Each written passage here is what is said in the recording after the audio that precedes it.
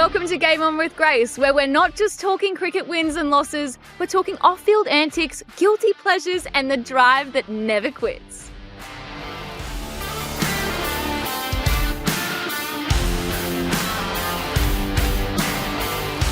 Hi everyone, I'm Grace Hayden, and today we've got one of cricket's most electric openers, a player who brings equal parts swagger and precision to the crease.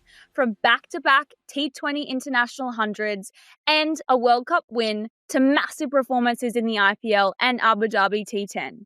Phil Salt has carved his name into modern cricket with fearless batting and unmistakable confidence. Born in Wales, partly raised in Barbados, representing England and now playing for the UAE Bulls in Abu Dhabi. Phil's story spans across continents, clubs, and some serious cultural mashups. I cannot wait to get into this. Game on. Phil, welcome to Game On with Grace. So stoked to have you on. I know you're in Abu Dhabi right now, about to start the tournament over there. But how are you? What time is it in the world where you are right now? I'm good, thanks. It's 1:25 in the afternoon, so pretty good time for me. I know it's a little bit later where you are, but I'm happy with the timing. Perfect. Time for a bit of a chat. Now, have you been to Abu Dhabi before? Is this your first time in the tournament, or been a few years? No, I've been a few times now, probably 4 or 5 times. It's always somewhere that I try to get to. To kind of, people might not necessarily think that with the T10, but I love the format and I love playing it, and it helps it's in Abu Dhabi as well. Absolutely. Not a bad place to play a bit of cricket, hey? Yeah, no, it's brilliant. I do like it over here, and I'm looking forward to what should be a good 2 weeks. Now, we like to start the podcast with a little bit of fun, a few random sporadic questions. Are you ready? Yep. Athletes are very competitive people. We all know that. How have you been competitive outside of the sporting field, though? Have you got siblings with your kids, with your family? Are you known to be a bit of a competitive person off the field? Yeah, it's quite funny you say that because my mates say I'm easily the most competitive person. I don't let things go very easily. Even if it's table tennis or playing there was a holiday, like a mate's holiday, we all went on, and it got pretty fiery over a game of two touch over a swimming pool, which I don't know quite how you create that dynamic. Yeah, it happened. So yeah, generally quite competitive with everything I do. Bar golf, where I'm not one of the better players, but when I do win that, it's a great day. What is it with cricketers and being so competitive with golf? I feel like because that's your like time off from the cricket field, you're always on the golf course when you're away from the sport. But I swear to God, it's like you're playing cricket on the golf course between the lot of you. Yeah, the thing is with the golf, there's normally something on it, which is again normally dictated by the better golfers of the group. So you'll start the round and they'll go, "Oh, what's this for? A shirt or a head cover or something like that." So normally before you've hit a ball, there's the stakes are up there. Some of the courses we play as well, the I think the boys are pretty zoned in on getting themselves a shirt. So there's normally something on it early doors, and then it all goes south from then usually. Have you had a favourite course you've ever played on? Yeah, we were really lucky a few weeks ago on the Ireland tour to play Royal County Down. That was that was easily up there with experiences for me. So we're pretty lucky generally the places we tour, and some of the guys are very well connected. So we are spoiled in that department. Is there a family member, friend, teammate that you hate losing to? Oh God, all of them. But I grew up with an older brother. He's about 7 years older than me. So you can imagine the wins were hard to come by in anything we did. When I was a bit younger. So beating him at anything, there was a sort of turning point where I'd start winning at table tennis or Never at pool really. That was sort of his game. But when I started winning at table tennis and things like that, and when he couldn't get me out in the nets, or when I start scoring past him at football, um, I don't know if he hated it more than I enjoyed it, but Yeah, fair. I mean, brotherly love teaches you a lot, I guess. I've got two younger brothers, so I definitely know what you're talking about. Being the oldest, though, and the girl, it's always unfair. They always seem to win, but I'm ultra competitive as well. yeah. Let's get into the main part of the podcast. This is called Human Behind the Heart. We sort of explore you behind all the stats off the field. So is there anything other than cricket growing up that you thought maybe might take over as your career path, or was it always cricket that you had in the forefront of your mind? It was always football growing up, but then obviously moving away, I moved to Barbados when um, sort of teenage years, and then there wasn't so much of the opportunities to play sort of good level of football.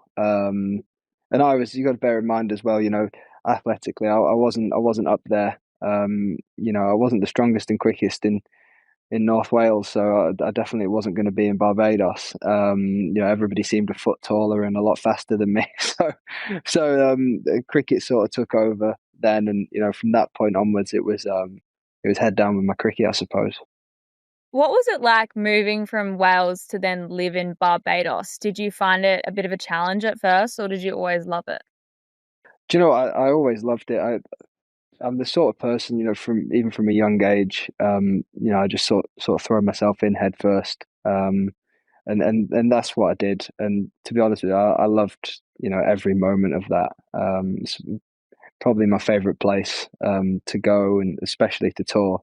I love going back there. So yeah, honestly, it was a really, really good thing for me, I think. And then when you moved back, what was that transition like? Was it pretty different to living the life in the Caribbean to then back home in Yeah, some would say gloomy, gloomy? yeah, yeah. It was certainly very different. The amount of layers. I don't think I'd felt cold like it, to be quite honest with you. Mm. There was some times I was playing like rugby at school, and you can't feel your feet and you can't feel your hands. And as much as I love playing rugby, I was thinking, what am I doing here? Like this isn't it. Of all the things I could be up to right now, this isn't the one. For sure. And then when you decided to really take cricket on as a career path, was there anyone that really pushed you in that direction, or was it you kind of all guns blazing going, yeah, this is for me? I think it's probably the school I went to. I was quite lucky. I got offered a scholarship, and there's a guy called Keith Medlicott who was in charge of the cricket there, and he really helped me drive that. Any sort of free time I had, whether it was early morning or if I had free periods, I wasn't supposed to be doing it, but he'd always sort me out, with a gap student to feed the balls, or if he was free, he would help me out. And he's probably the one that made me realise that it could be an option. At that point in time, I was trying to get into the Surrey setup and couldn't get in, and he sort of kept driving me, and he got me an opportunity down at Sussex. So I'd say he would be the person that sort of helped me the most. 100%. And when was that I've made it moment in cricket for you? Oh God, I don't think there ever was one. It's just not the way I'm wired up. I like I'd say I'm pretty good at cutting things loose, good or bad, and I think I've always been like that. If I have a good day, you enjoy it for a day and then it's gone. Same with a bad day. So I've always been pretty good at cutting it loose. Maybe one day it'll be nice to look back, or maybe I'll have more clarity around that moment. Yeah, But for now, I'm just enjoying the ride. absolutely. And you've got a new bub that's come into the world. How exciting. Are you enjoying being a dad? Yeah, I'm loving it. It's obviously different. It's really, really enjoyable, but it's also not without its challenges. So yeah, I'm loving it. Trying to spend as much time as possible with him, which is, obviously a little bit of a challenge with, our schedule and where we are in the world. But no, I'm really, really enjoying that. Thanks. How do you balance, making sure you're there for your family, but then also you've got a job to do at the end of the day, which isn't the most low pressure job in the world? How do you really balance that aspect? Oh, that's the age old question. Everybody seems to do it differently. I'm not even sure where I sit on the scale, to be honest. But I just try to enjoy it as best I can and be as present as possible. When I'm away from cricket, and obviously when I go back to cricket, I find it a little bit easier to switch on now, probably. With the time away from the game, I think that really helps. Um, and obviously, it's always a change in perspective, isn't it? When these things happen, and yeah, it's just you know I was a cricketer before, and now You're still on now?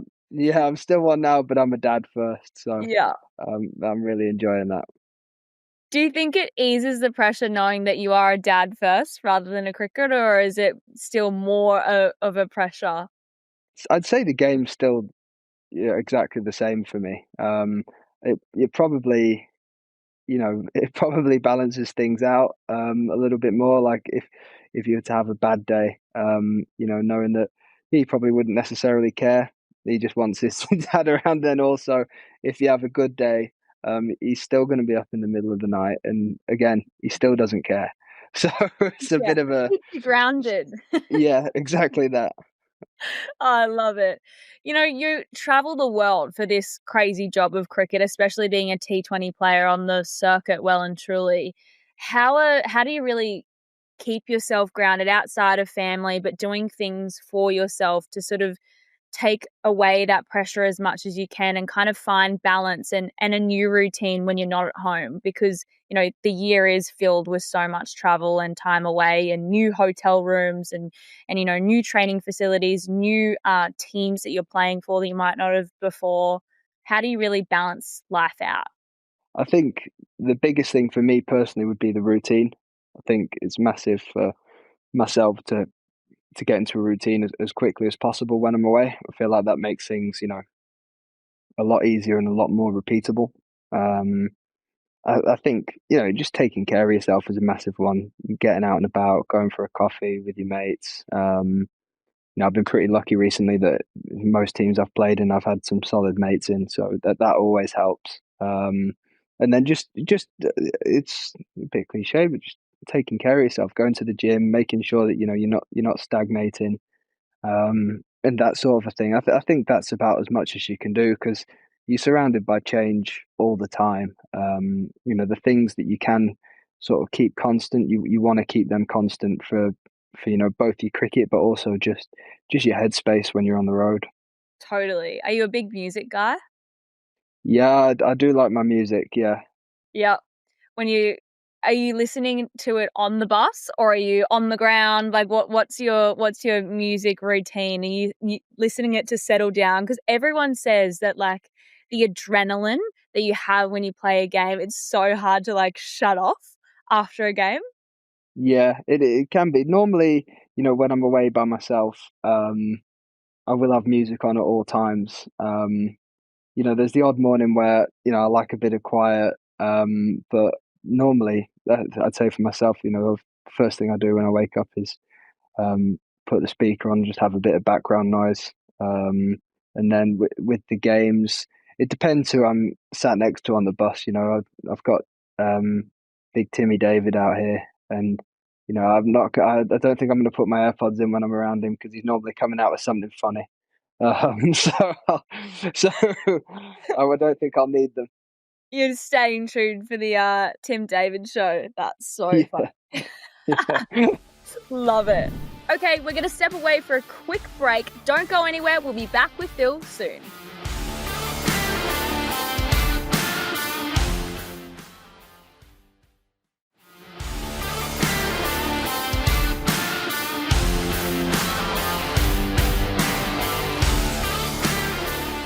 I wanted to get into some cricket stuff now, though. You've been part of lots of IPLs, but the last two have been ultra successful for you. 2024 was KKR, and then you got picked up by RCB. And you won with them, and it was the first time for them playing with Virat Kohli and the rest of it. Talk me through both experiences. I'm sure they would have been very different wins, but let's start with 2024.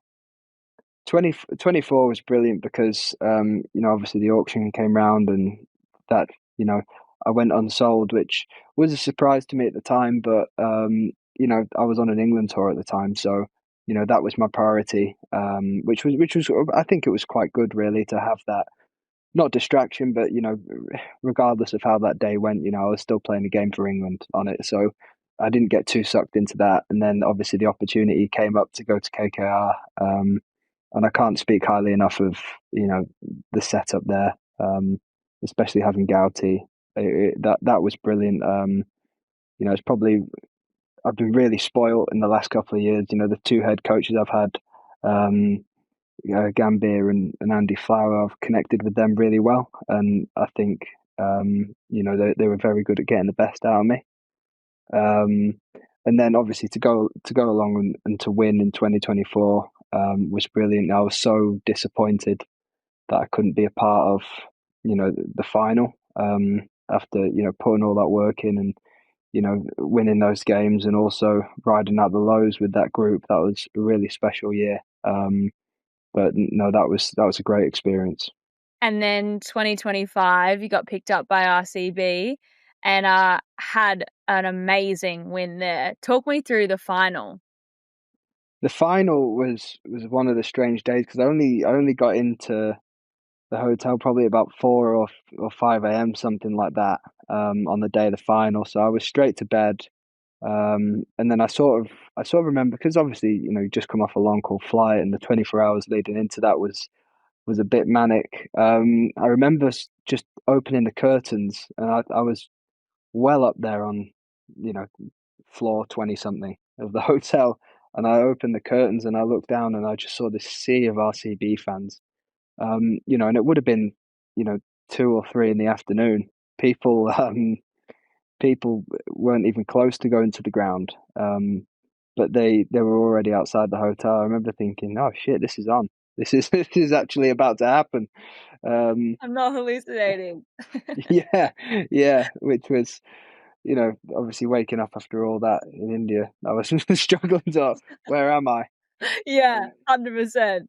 Yeah, and then seeing that made it all very real, very quick. And then it was just excitement. I don't remember too much of the game. Normally, I'm really good at that. But I sort of think maybe a little bit of lack of sleep. I think Might have worked in really, your favour. yeah, it could well have done. But I don't remember too much of the game until sort of every game gets to a point where you're looking at the scoreboard and looking at runs needed off balls left, and you're sort of making deals of thinking, right, if this over goes for 8 or 6, what does that look like? Or if this is a big over, what does that look like? And you're sort of doing quick maths in your head, looking at the scoreboard. But I sort of remember just sort of really snapping into reality when Hoff was bowling. I realised that if he keeps his foot behind the line, we've won it, and that was a great feeling. Yeah, absolutely. And playing alongside the king, Virat Kohli. I mean, he's such a legend in India, but all around the world. I mean, was that cool to win a final with him? Yeah, it was, to be honest. I got on really, really well with Virat. Which, playing against him, that's all I had to go off in the past. Obviously, he's a fiery competitor, but he's competitive in certain things as well off the pitch. But he's just proper chilled guy. Hangs out, loves talking smack with the boys. He's one of us, and that was really cool to have. To have him as a teammate and an opening partner, but also there was a sense of sort of responsibility from the guys that were new to that group. That in the 18th year of the IPL, it was almost meant to be, and we were going to make it happen. And it's very proud and really cool that we get to say, yeah, we did that. We were the ones that broke the duck, and we did that for all these loyal RCB fans because they're so well supported. Yeah, they really are. Hey, it's a cult, but that's with every team, honestly. It's so cool. Like when you go to Chennai and there's the whistles, or it's just Mumbai and it's the blue sea. It's an unbelievable event to witness, let alone, I'm sure, play in. What is it that you love about playing in the IPL? It's just the passion in India, I think, full stop. Even when you go on an international tour there, um, you know, the cricket is always good. The crowds are always good. We got beat quite convincingly in Mumbai. I remember one game, but the crowd, it's a surreal experience, and I'm honestly not sure you get that in any other sport. Um, when the crowd get up like that in places like Bangalore and Mumbai, it's completely different to I think anything you've ever played in front of or seen. I know I'm lucky enough to say I've been to some cool sporting events. And I don't think the crowd compares to be quite honest. No, definitely not. I totally agree. But how interesting is it that every city that you go to and play in, their fan is entirely different? They're all so passionate, but like it's that different kind of energy in every city that you go to. Yeah, exactly that. And it, I don't know how else to describe it otherwise than it is a completely different experience everywhere you go. It's not, there's no like sort of cut and paste, fan bases that everywhere is completely different. And it's honestly, it's such a privilege as a player to go to these places and play in front of these crowds. In what is the best league in the world. I can't speak highly enough of it. Is that your answer? It's your favorite tournament in the calendar? Yeah, it would have to be for me. Obviously World Cups are a different beast. Yeah. But I think, that's something that happens every year. I think the IPL is pretty hard to get away from. It's the best standard of cricket, in the best grounds, with, the best sort of fan bases and crowds. You know, I think it's pretty hard to get away from that. Let's talk about you playing for your country now. When you debuted, when was that, and what was the experience really like? Were you still as cool, calm, and collected as you are now, or is that something that you've really like learnt along the way? I think that when was it? It was Barbados. I think T20 debut. Um, I think I had to be pretty calm on that day because I don't think I was supposed to be playing. I got the call early afternoon in Barbados that I was in the team and I was making my debut. And obviously, I didn't have much time to sort of think about it because we were off to the ground pretty shortly after that. But I think as I've played more, I've definitely become more relaxed with everything. With myself, my own game, um, what I need to do. Um, I'm still when it's on, I'm still pretty up there intensity wise, I'd say. But I've definitely become more relaxed and almost as a player wanting those big moments to come your way, earning the right to get to that point in the game and say, yeah, this is where I can win us the game. I think that's quite a big motivator for me, and that comes through staying calm and staying relaxed and giving yourself the chance to assess and see what's in front of you, and always having your eyes up, I suppose. Playing for your country, what has been your favourite memory as a cricketer? Oh, again, I'm pretty spoiled. I think you know picking up my 50th cap um, at Eden Park in New Zealand was cool. It's a nice milestone to get to. By no means finished. I want to play as many games as I can for England. As does everyone. That's no secret. But I think that'll be up there. I think there's been some times in World Cups, probably the World Cup in the West Indies. Finishing that game off, not out against the West Indies. Obviously the home World Cup for them, massive support. That was pretty big. Also, going into that the semi final in Adelaide, I took a catch and I didn't bat. I was batting three, and I never got in. That stand between Hales and Butler, that was a cool moment. Knocking the tournament favourites out and going to a final. And obviously, winning a World Cup. It doesn't get any better than that. So I've been pretty spoilt so far in my career, I'd say. What is that feeling like when you do win a World Cup for your country? Oh, obviously, it's surreal. How do I put this? It's surreal, but it doesn't last too long. You'll Mm. always have it, but then Then you're on to the next. exactly that sort of success. It obviously lasts in sport, but it doesn't last that long in the moment.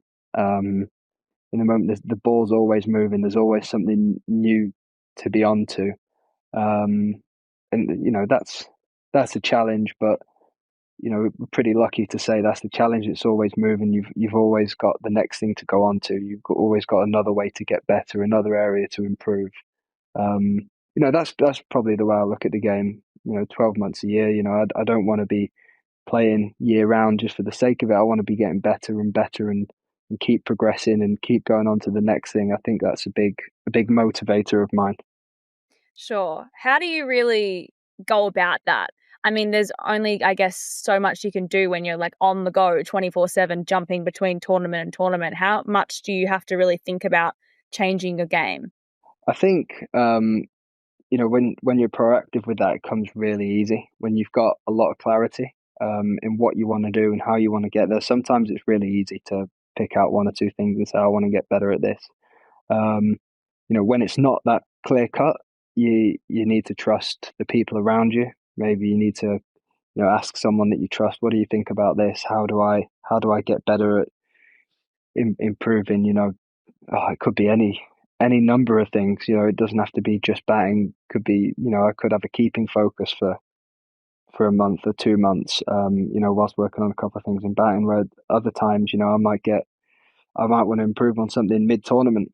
I might put my weight into that instead of just constantly being ready for the game. So I think it's a constant moving picture, and it's almost like you have to see yourself. Almost have to look from the outside in on yourself sometimes, and be quite. I don't know what the word is here. Be emotionless with it. If I was talking to myself as someone else, how would what would I think about this? How do I need to improve? Like that sort of a thing.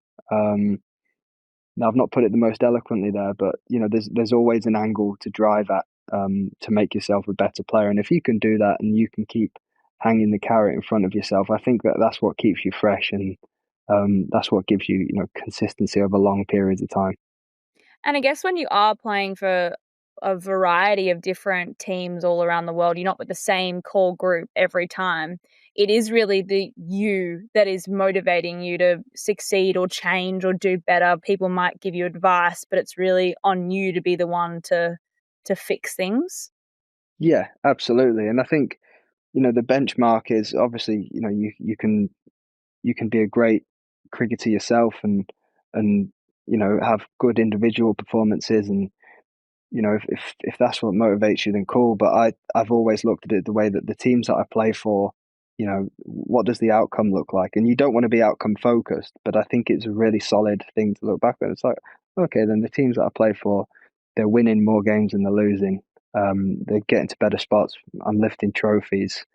I'm helping the team do that. I think I don't want to be outcome focused, but it's always really good to get through a tournament and then look back and think, okay, how has that happened? How did I help create that situation? How did I drive that? Do I need to be doing more from a team point of view? I think when you look at it like that, you get a pretty good idea of where you're at.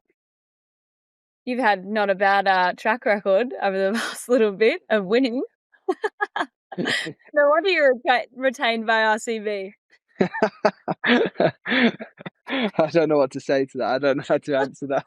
Just give yourself a little pat on the shoulder. All right, it's time for a quick word with our sponsors. Don't go anywhere. Phil Story will be back with you soon.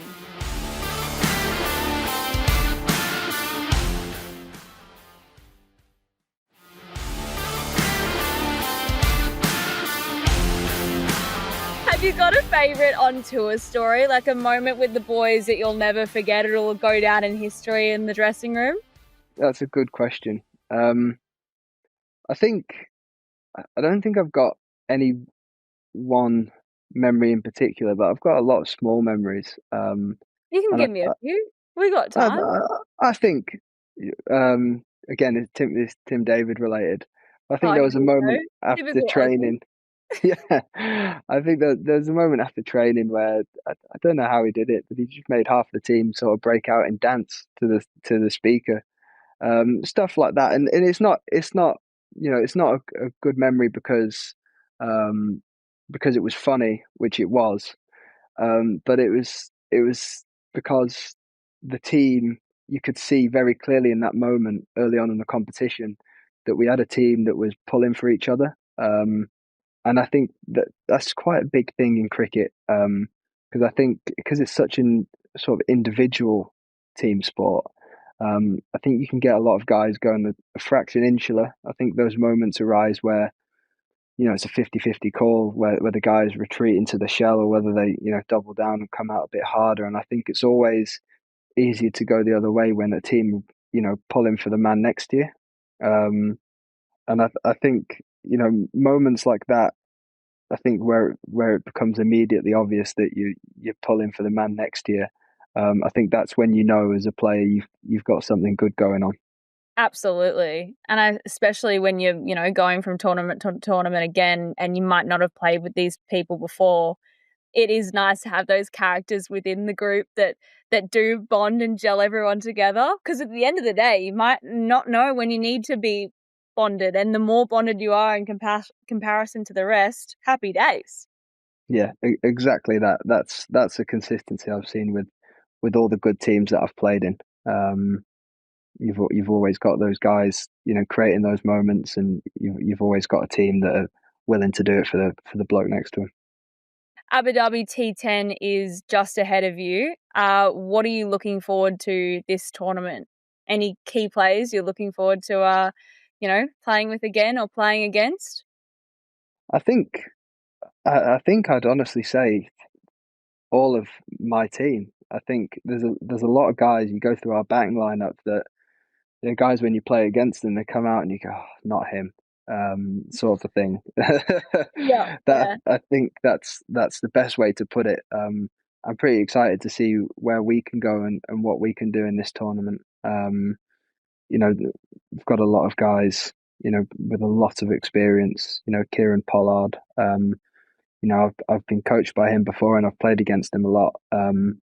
But I don't think I've ever played with him. So I'm looking forward to playing with him um, this year and seeing what he can do. Because obviously, his batting speaks for itself and all the rest of it. But he's got the armband as well, and I think there could be some lessons for me to take off him. Absolutely. Oh, how good would that be? T10, I mean, it's becoming more and more prevalent. Each year there's more and more tournaments that seem to be popping up. Do you enjoy the shorter format? Yeah, definitely. I think it's a tournament where I've done my most improving over the years. I think with the sort of condensed game, I think you're always in a pressure moment, whether it's facing your first ball, second ball, third ball, trying to get a boundary away and put the pressure back on. If you're setting a total or if you're chasing a total, there's not many times where you're going to get, 2 weeks of opportunities to work on those in-game moments as much as you do here. I think they're a lot fewer and far between in T20 cricket. Um, and, you never know how people view the tournament. Some people might think it's brilliant. Some people might think, oh, it's too short. But honestly, as a player, you get exposure to a lot more of those moments here than you do anywhere else. And I really like coming out here with the view to improving on that. Because obviously, the more you do it, the better at it you're going to be. Do you think the T10 format helps in your how you play T20, or do you really see them as two entirely different strategies in terms of gameplay? I think for myself, obviously, they are different. This you got to be in fifth gear a lot more of the time. But I think for myself in T20 cricket and sort of where I'm at, and my sort of where my USP is getting those quick starts consistently. Um, I think this tournament does lend itself to doing that and getting better at that. More importantly, um, I know that whenever I've gone to T20 in the past after T10, I've felt like I've had bags of time, um, which is quite a big thing. I think you always want to feel like you have time, and this tournament does create that for me when I go back to T20 cricket. So I really enjoy playing in it from that point of view. Yeah, Who's the scariest bowler you've ever faced? the scariest. Who have Um, you been absolutely shitting yourself facing? I don't think I was shitting myself for Sean Tate, but he I played against him when I was quite new on the scene. I think I must have been 18 or 19, Yeah. and he looked very angry at the top of his mark, and he was making some horrible noises. I was at the Like, what noises non-strikers was end. he making? Oh, just a lot of grunting, and like a bit like a wild animal. Um, and he let go of the ball with the biggest grunt, and I was at the non-strikers end. I thought, Christ, he's Is he's this an obviously animal or a chuckling a bit. bowler? Yeah, who is this? And then I got on strike first ball. And, I had a choice to make in that moment. And my first ball I faced of him, I ran at him. And sort of hit the inside half, and I got through for one at mid on. But then again, he looked at me as if to say, what's this kid playing at? Like, who is this guy?" Have you got any crazy sledging stories? Any sledges that are really stuck with you? Oh, nothing that I can repeat on here. Nah, fair enough. I mean, Yeah, half the stuff that my dad said, I mean, honestly, I don't even want to know. yeah, I love it. I like a good story about your dad. Specifically the one with JL when he was chirping Shoaib Akhtar. Yeah, I love that. those two honestly at each other 24/7. Did you hear the one where he was kind of feeling flat one day, apparently? It might have been in Oz, some tour against Pakistan. And dad walks out of the change room, sees Shoaib Akhtar and goes something to rile him up. And he goes, shush Hados, or that's the PG version. Anyway, dad comes in like real happy with himself, like, yes, I riled him up. And then they're at each other at the crease, honestly. The things Yeah, that you boys do. Oh, yeah, I think that's the one. That's so funny. I love that. just so rogue. Just feeling a bit flat. I'm just going to stir the pot a little bit, rile myself up, rile him up, and then here we go. Yeah, Competitively activated. yeah, I love that. I do like it. I do like it when batters have a word with the bowler. That is that you don't often see it that way, but I do find that very funny when that happens. It's so good. Honestly, I wish they got rid of stump mic sometimes and let you boys just have your little on-field moments. Yeah, you know what? That is one thing I completely agree with. Um, it's a game that's filled with emotion, as is all professional sport. And I was fined in Australia for missing a ball once and saying What'd you something. say? I think it might have been the F word. I'm hoping it wasn't the C Oh, word, but yeah. from memory, and Something a I, little I slip of the tongue. Whoops. yeah, and the match ref came in after the game and did me to the tune of 5 grand or something. And Oh, what? I remember thinking, we're playing professional sports here. Like, if you, no, nobody's a choir boy, and you should be allowed to show emotion. Imagine like sticking it on football players, running around with a microphone on them, Well, um, exactly. They'd be and in then deep trouble.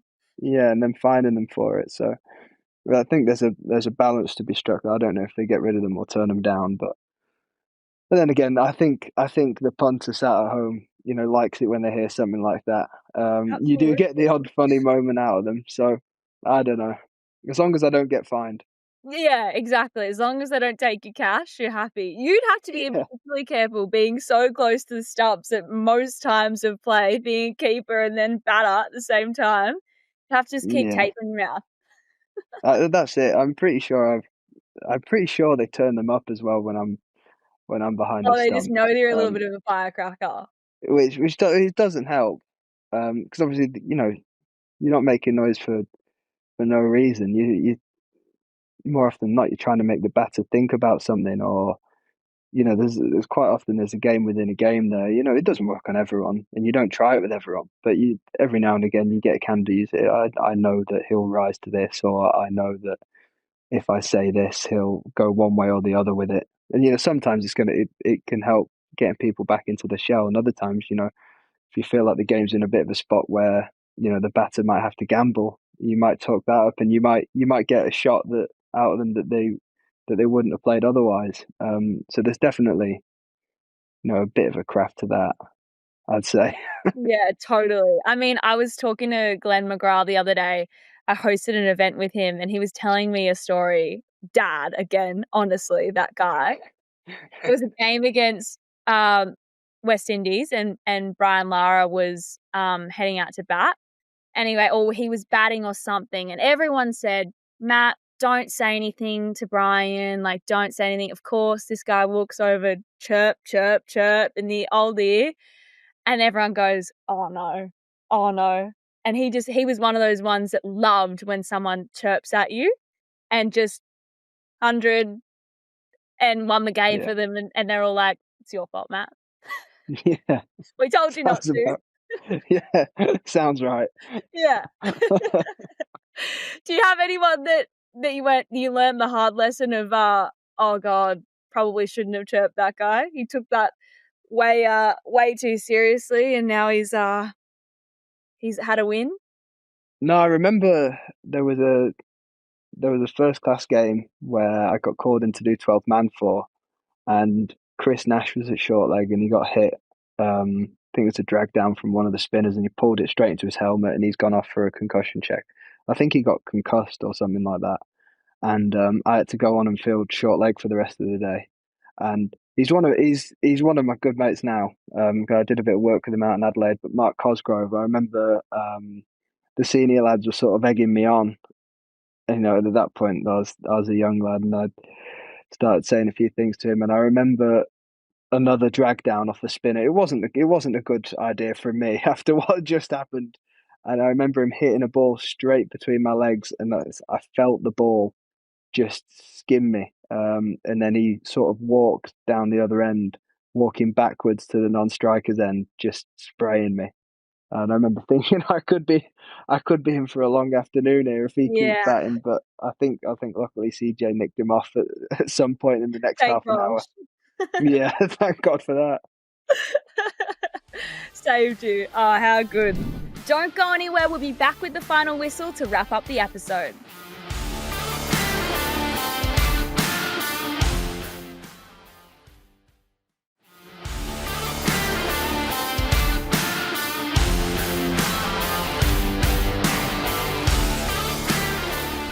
Let's move to the last part of the podcast. It's called the final whistle. I'm going to ask you a few quick questions again, and you can they're quick fire, so just shoot them at me. Yeah. Let's do it. What's something you've changed your mind about in sports recently? I don't know if I've changed my mind about it, but in the last couple of weeks of the rugby, I'm not enjoying this sort of the rules around contact to the head. We've seen some soft yellows and reds in the last couple of weeks watching rugby. So Okay. no, not a fan. Especially not with the one that I think it might have been recalled in the end, but in the Ireland All Blacks game. Yeah, I don't think that's the one. You know what? I'm not enjoying rugby full stop at the moment. That's a big call, but I just love league. Do you guys follow league over in England? NRL? Not really the NRL. A little bit Super League. A few of the Wigan boys came down to Manchester a couple of years ago, and they had a go in the nets. Harry Smith being one of them. So I watch what he's up to. Give him a shout every now and again, but I've got to say I prefer Union. Yeah, I just like the fast-pacedness of league in comparison to Union. I feel like Union can be a little bit slow. Yeah, that's Not what all the silly. Aussies Like, say. it can just be a bit slow. You know, Yeah, there's a lot of that waiting is around. I'm like, boys, get up. Come on. I'm used to like 6s and 4s every 3 seconds. Give me a bit of excitement, would you? yeah, yeah. I can see that. Yeah. Alrighty. What's the best piece of advice you've ever gotten from a coach? I think an interesting one is I had a chat with the coach this morning, and he said, "You don't know what you don't know." I think it's good. It's good to remind. It sounds really simple. It's good to remind yourself of that every now and again. You're going to keep making, the odd mistake here, and you're going to keep having the odd win there. It's one of those, but you just got to keep going with it and keep learning every day. I think that's the message. Can't control the uncontrollables. That's a good That one. one, yeah. What's one piece of advice that you'd give to a younger player today? I'd say actually, it's what I remind myself of a lot. Is just if you just keep getting better, and you focus on improving yourself and taking yourself to the next sort of step in your progression. I think that it'll all take care of itself. I think that's the main one. Not to get too far ahead of yourself. You're never as high as you think you are, and the lows are never as low as you think they are. So I think I think that's a massive one. Just keep focusing on self improvement, and how you can get better and how you can impact more games, and the cards will fall as they may. What's one cricket moment you wish you could relive? Probably winning that IPL final with RCB. I think that was a big one. I would say the World Cup final, but I didn't. I watched all but the last two balls from downstairs because we got the partnership, and I didn't allow myself to move. So I don't think I'd want to relive that.